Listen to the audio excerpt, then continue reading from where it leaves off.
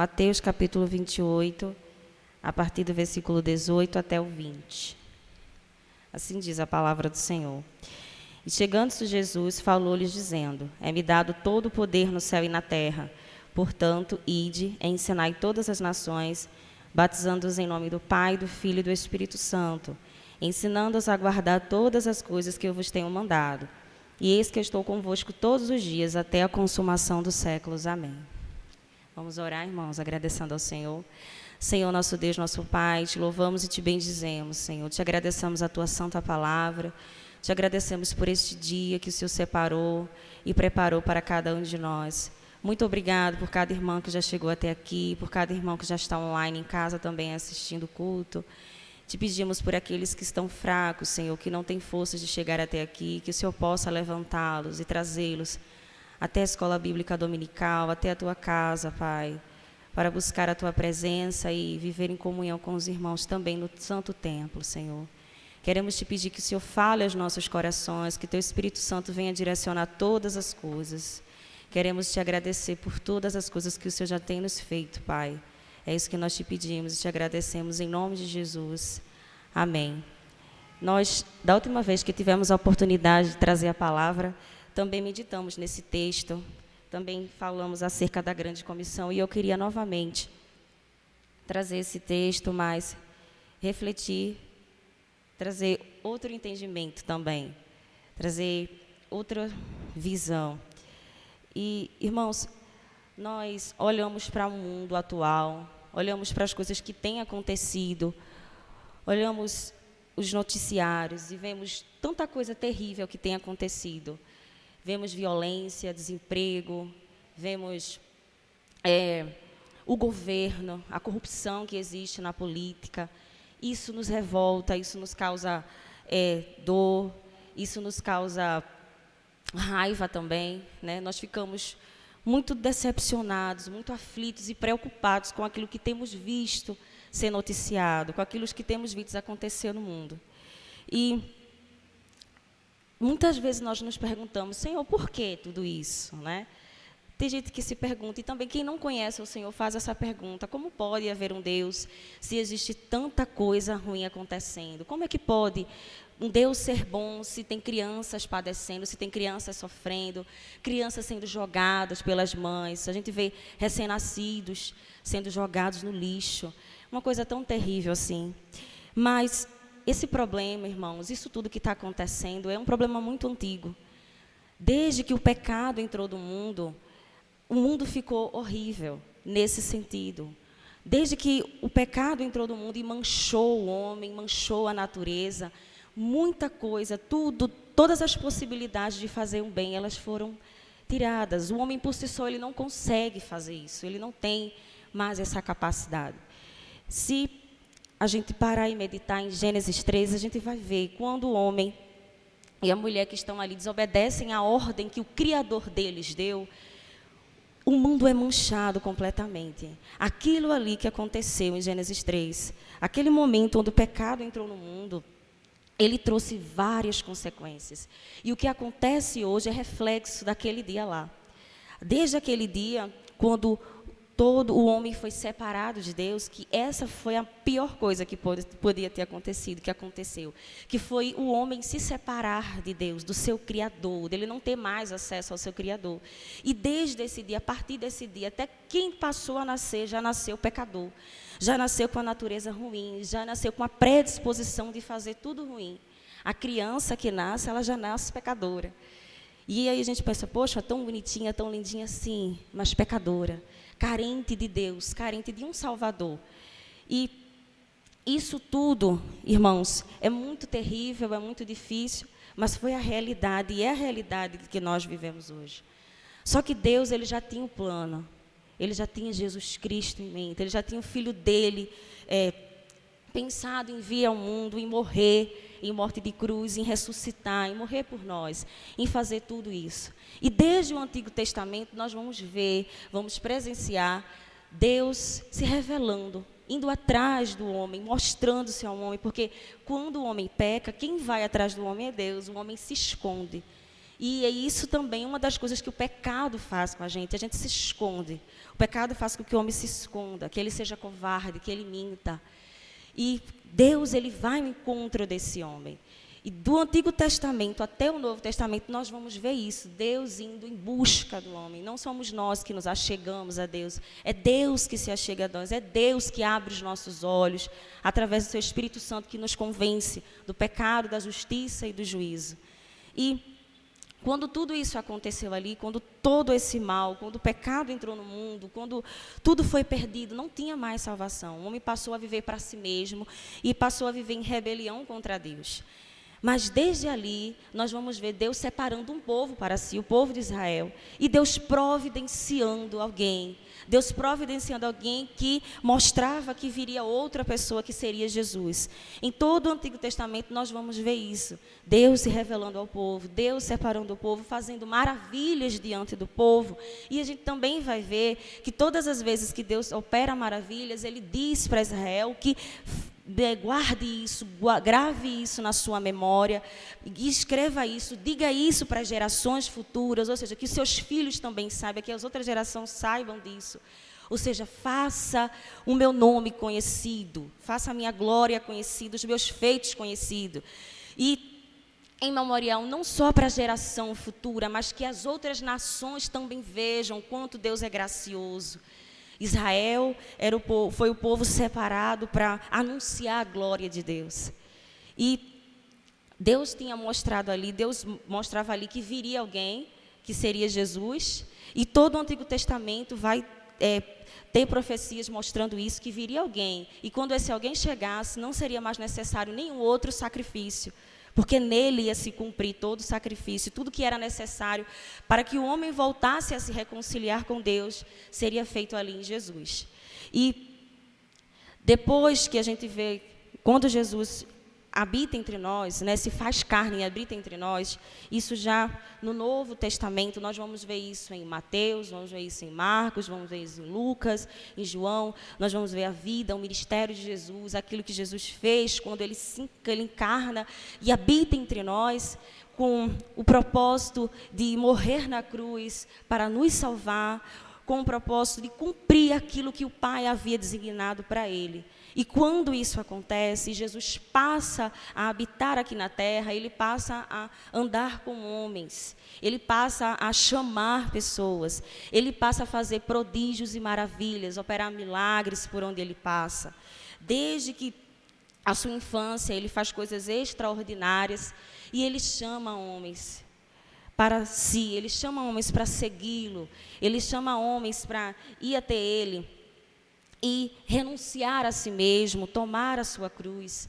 E nesse caminhar aqui na terra, Jesus também ensina para eles os seus caminhos, ensina para eles como agir, ensina para eles a sua palavra, ensina para eles coisas que eles antes não sabiam, que eles não poderiam, que eles não tinham entendimento. Eles ensinam para ele o correto, eles tiram aquele peso da religiosidade que reinava ali naquela época. E aqui em Mateus 28, que nós lemos, a partir do versículo 1, nós vamos ver se tratar da ressurreição de Jesus. Se você puder me acompanhar no versículo 1, diz assim: E no fim do sábado, quando já despontava o primeiro dia da semana, Maria Madalena e a outra Maria foram ver o sepulcro. E eis que houvera um grande terremoto, porque o anjo do Senhor, descendo do céu, chegou, removendo a pedra, e sentou-se sobre ela. E seu aspecto era como um relâmpago, e sua veste branca como a neve. E os guardas, com medo dele, ficaram muito assombrados e como mortos.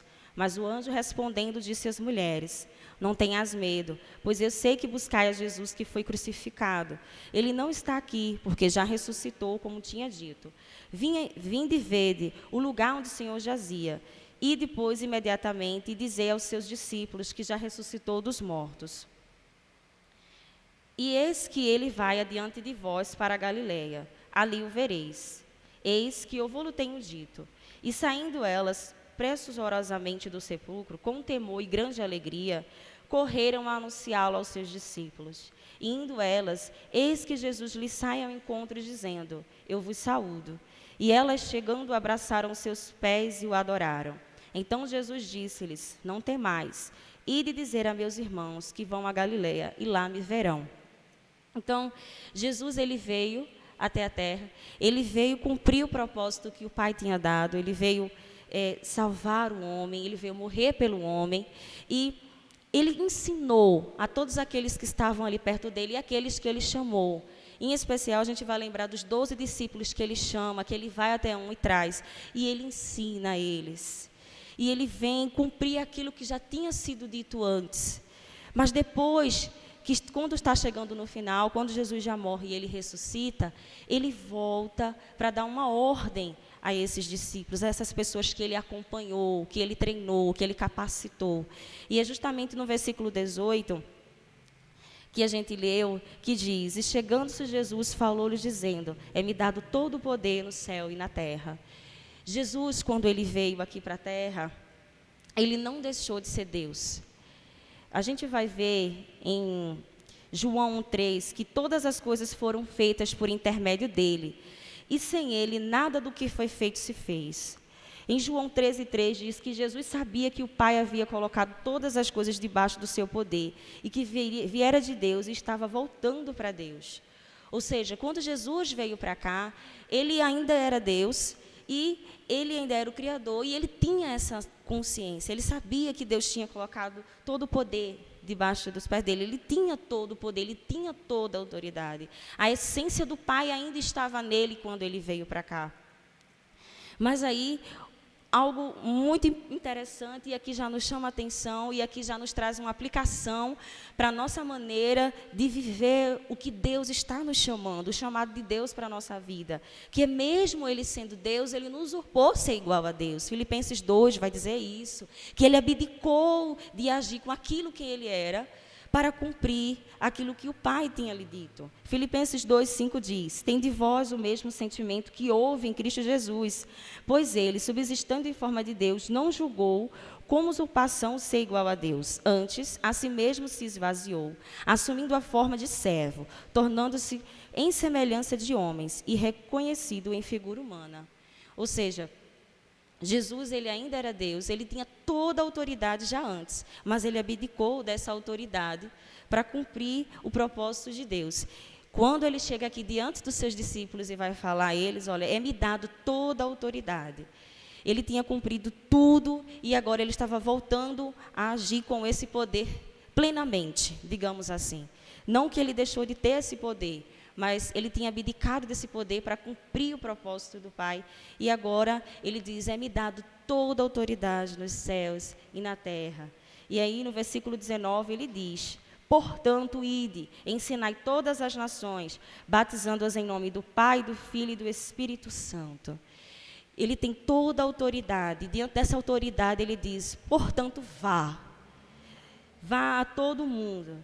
Ensine a todas as nações, batizando-as em nome do Pai, do Filho e do Espírito Santo. Deus aqui traz o que nós chamamos da grande comissão. Ele traz o maior mandamento que a igreja tem hoje, no sentido de ação. Por que a igreja ainda está aqui? Sempre a gente escuta o pastor Fabiano falar isso. Por que é que você ainda está aqui? Você está aqui ainda para cumprir esse propósito. Nós fomos criados para a glória de Deus. Esse é o motivo que Deus nos criou. Mas a nossa tarefa principal, como os filhos de Deus aqui na terra, é pregar o Evangelho a toda criatura. É anunciar Jesus a toda criatura. É fazer discípulos.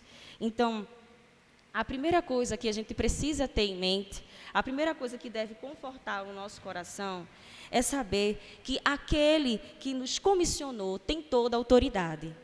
Então, por isso, a gente precisa confiar. Esse dever de pregar as boas novas, essa coisa que a gente precisa, esse dever que a gente precisa cumprir porque foi instituído por Deus. E ele tem toda a autoridade. Já que ele tem toda a autoridade, nós devemos confiar e nós devemos obedecer, nós devemos descansar. Eu sei que não é fácil. Não é fácil, muitas vezes, a gente falar. Muitas pessoas se negam a ouvir. Na nossa casa é difícil. No nosso trabalho, às vezes, também é difícil. Nos ambientes que a gente chega, é difícil. mas aquele que tem toda a autoridade nos comissionou. E se Ele nos comissionou, é porque é possível fazer, é possível proclamar, é possível dizer e anunciar esse Evangelho. E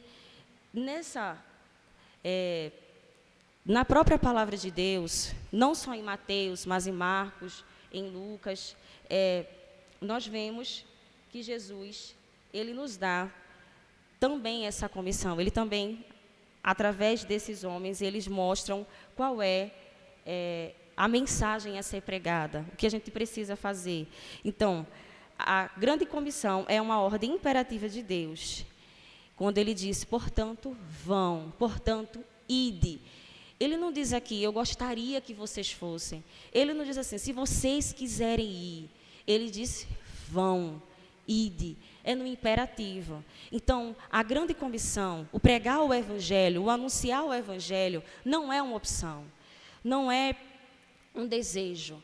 Às vezes, isso é importante também, né? Que a gente tenha o desejo de buscar, que isso aflore as nossas emoções, o entusiasmo. Muitas vezes, quando tem culto missionário, um enfoque missionário, a gente fica com aquela coisa, poxa, que vontade de fazer isso. Só que, às vezes, essa vontade passa. Só que às vezes a gente fica sem vontade de falar, sem querer falar. E a gente precisa entender que, como todo e qualquer outro mandamento que o Senhor deixou em sua palavra, o ide e fazer discípulos, o ide e anunciar, o ide a toda criatura, é também um mandamento. E se a gente deixa de cumprir o mandamento, todo e qualquer mandamento que é quebrado, a gente está ferindo a santidade de Deus e a gente está trazendo consequências para as nossas vidas. A nossa qualidade de vida é afetada, nós que já somos salvos em Jesus. Então, a gente precisa, primeiro de tudo, entender que a grande comissão é uma ordem imperativa de Deus. Não é uma opção que nós estejamos falando, proclamando as boas novas. Não é um desejo que vem e passa. É um mandamento, está no imperativo. É isso que Deus espera de nós, que nós estejamos anunciando a sua palavra. E a grande comissão é a prioridade número 1 da igreja, como eu tinha dito antes. Nós vivemos para a glória de Deus, foi para isso que Ele nos criou, para o louvor de sua glória. Mas nós estamos aqui com uma missão de levar a palavra de Deus, de fazer Deus conhecido, de não só conhecer a Deus. A palavra de Deus nos encoraja e nos chama a conhecê-lo e a prosseguir conhecendo. Às vezes vai dizer isso, conheçamos e prossigamos em conhecer o Senhor. Jesus nos evangelhos também vai dizer que examine as Escrituras porque elas testificam de mim. Então, aqui nós também entendemos que eu preciso andar em comunhão com Deus. Sim, eu devo fazer isso, porque eu não tenho como anunciar o que eu não vivo. Eu não tenho como falar com autoridade, com propriedade daquilo que eu não estou vivendo. Eu preciso conhecer o Senhor, mas não só conhecer o Senhor, eu preciso fazer o Senhor conhecido. Eu preciso fazer com que o mundo entenda e veja o que o Senhor já fez, o que Ele tem feito.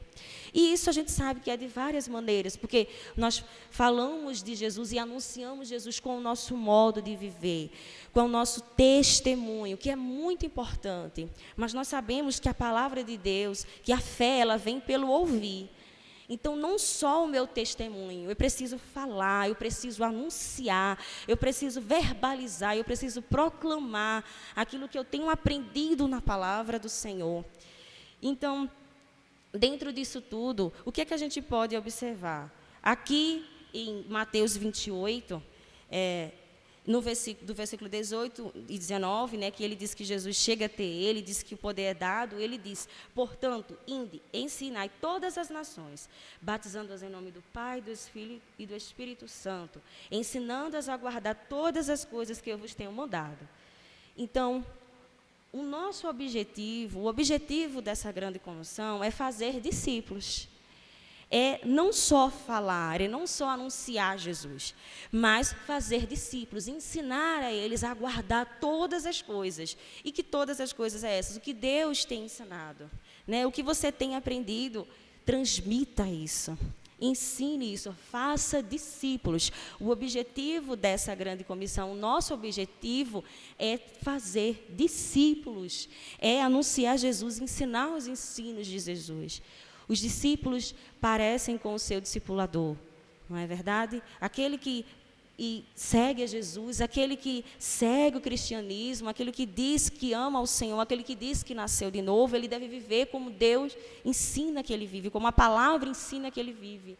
E ele precisa replicar isso, ele precisa anunciar isso a outros, acompanhar outros e fazer discípulos.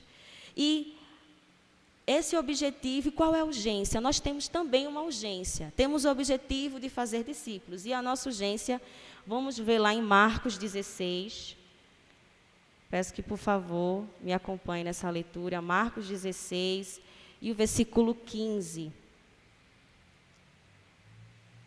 Quem crê e for batizado será salvo, mas quem não crê será condenado.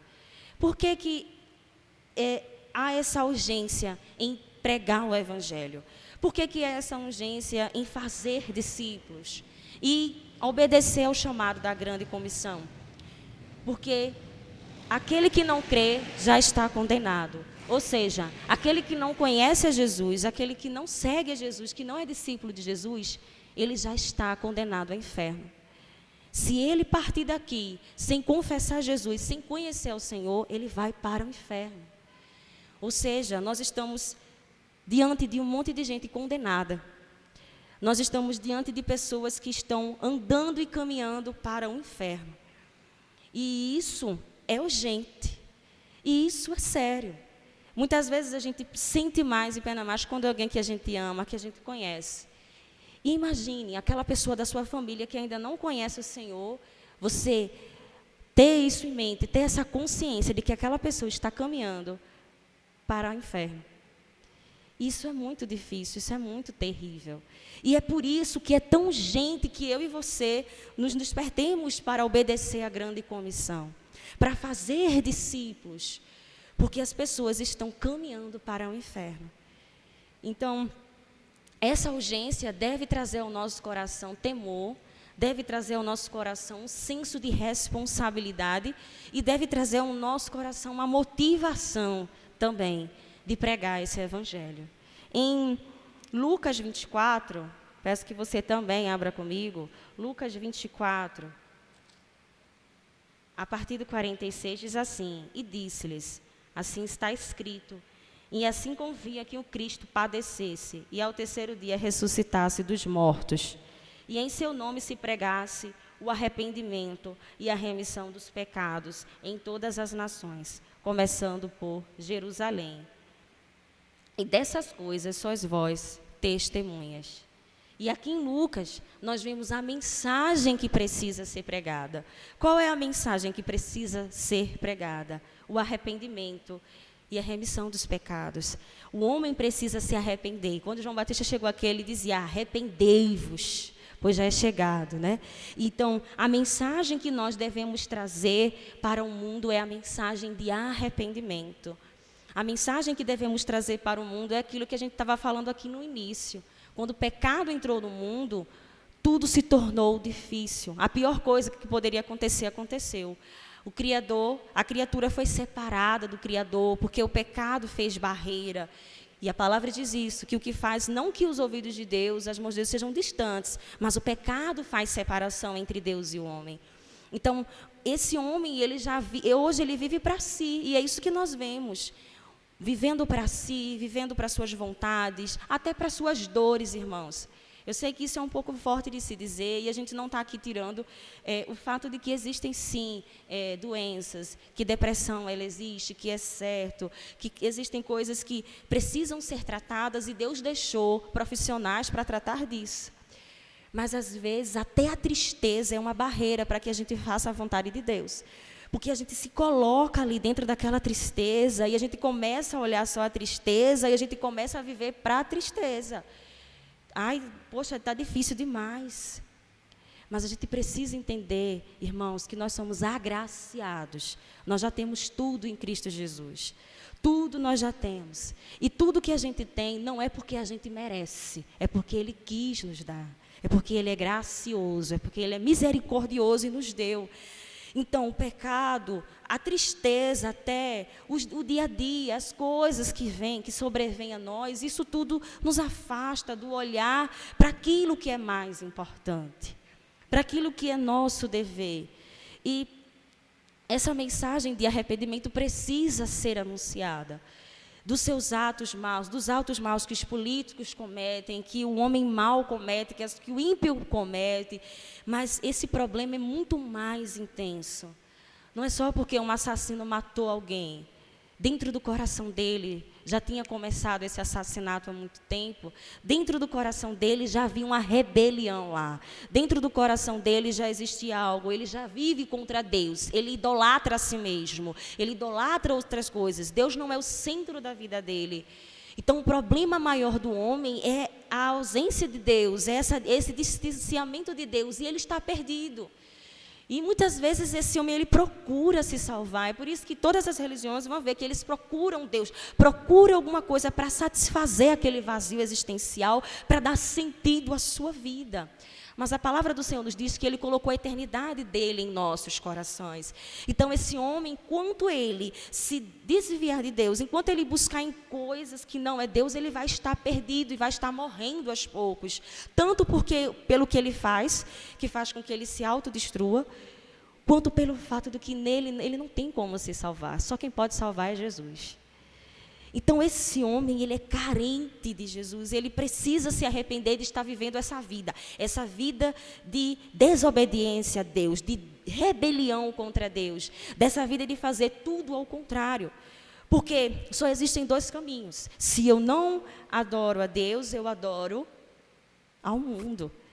Se eu não sirvo a Deus, eu sirvo ao mundo. Não existe meio termo, irmãos.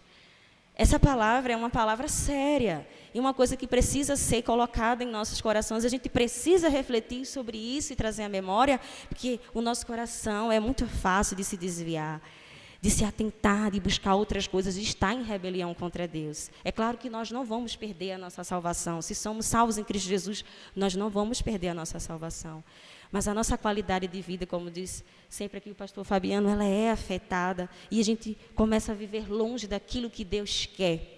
Então, a gente precisa ter sempre em mente que só tem dois caminhos. E qual é o caminho que eu estou andando? E é essa mensagem que o mundo precisa saber. Não é pelo que ele faz, é porque ele já nasceu pecador. E ele precisa se arrepender de estar vivendo essa vida para ele mesmo. Ele precisa se arrepender de estar vivendo contra Deus. E ele precisa entender isso. Mas essa mensagem de arrependimento, de remissão de pecados, ela é levada por nós, que já conhecemos a Cristo, que temos essa mensagem em nós, que conhecemos essa verdade e agora é nosso dever proclamá-la. Então, o objetivo, como a gente viu em Mateus 28, 19, é fazer discípulos. A urgência dessa mensagem é porque aqueles que não servem ao Senhor estão andando para a condenação, estão caminhando para o inferno.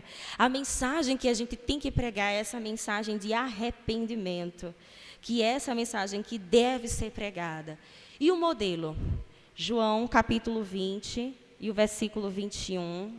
Abra, por favor, a sua Bíblia. João 20, 21. Diz assim: disse-lhe, pois, Jesus outra vez: Pai, seja convosco. Assim como o Pai me enviou, também eu vos envio a vós. O modelo dessa vida, o modelo da grande comissão, o modelo para pregar essa palavra é Jesus Cristo. Assim como Deus enviou Jesus, Ele também nos enviou.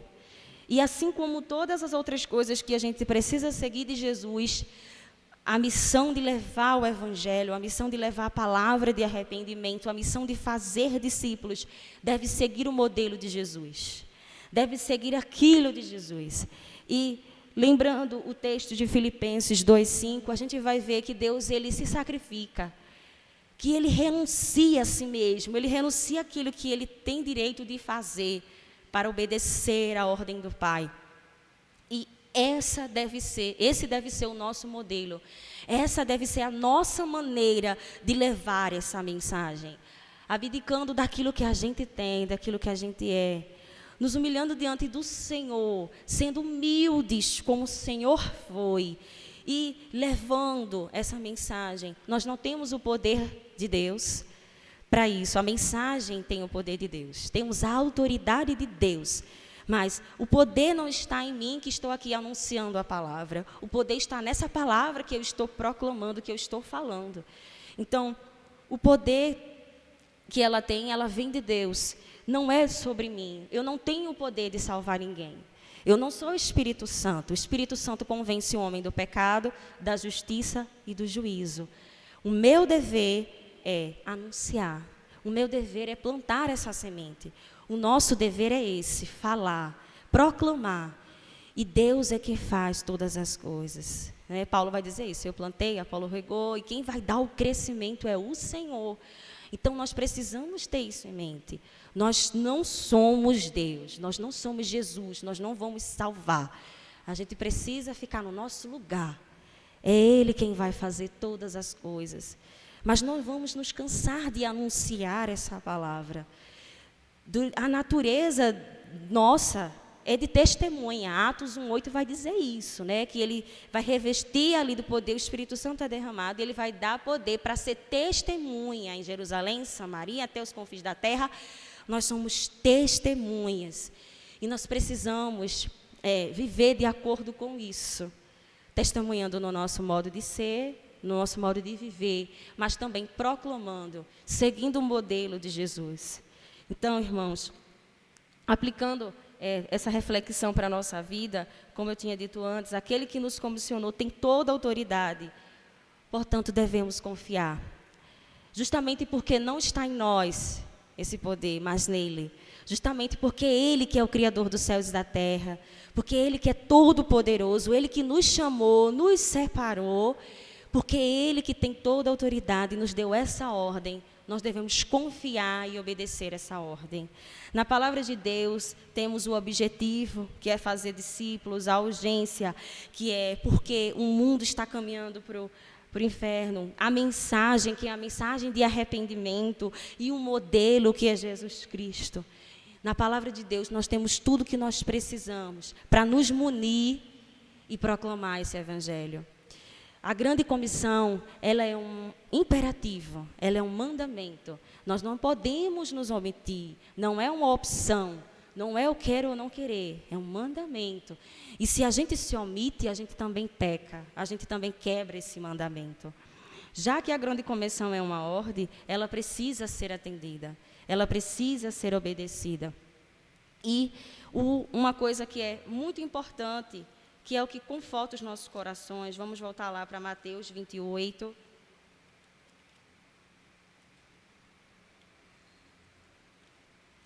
Quando o Senhor termina de dar aquela ordem aos seus discípulos, Ele diz assim: e eis que eu estou convosco todos os dias, o versículo 20, até a consumação dos séculos. Todos os dias o Senhor está conosco. O Senhor está conosco nessa missão. O Senhor nos comissiona, nos chama, nos envia, nos orienta, nos ensina, mas Ele não nos deixa só. Lembra quando Ele chamou lá Abraão, e Ele disse para Abraão deixar tudo que tinha e seguir? Ele não deixou Abraão só. Diferente do mundo secular, diferente de muitas coisas, a gente recebe uma ordem e fica só lá para fazer essa ordem. A ordem é essa, resolva. Mas diferente disso, o Senhor nos dá uma ordem e caminha conosco. Todos os dias, até a consumação dos séculos. Todos os dias Ele está conosco. E Ele tinha dito em sua palavra que teríamos aflições, mas que a gente não temesse, porque Ele venceu o mundo.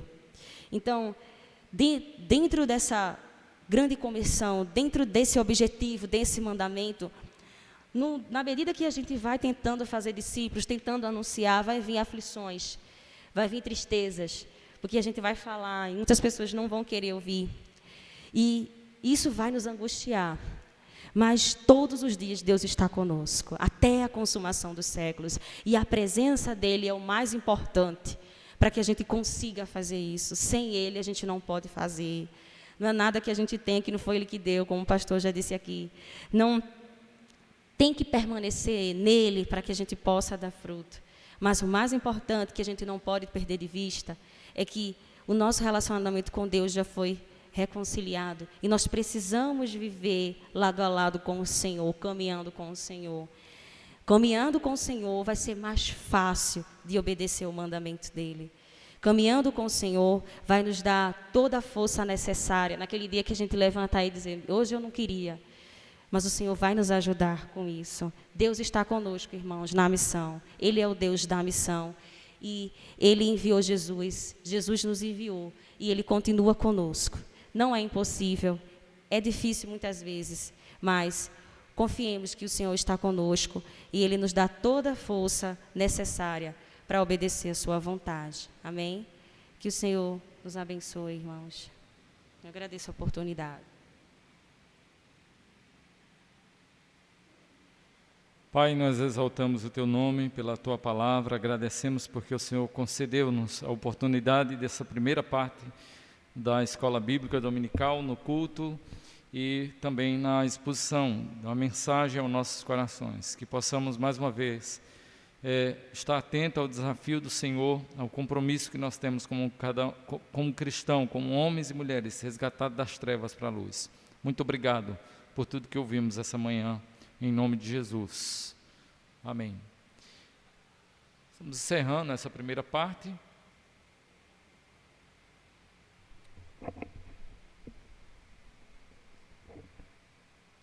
Irmãos, eu tenho uma palavra agora só voltada para aqui, para os irmãos da igreja sede.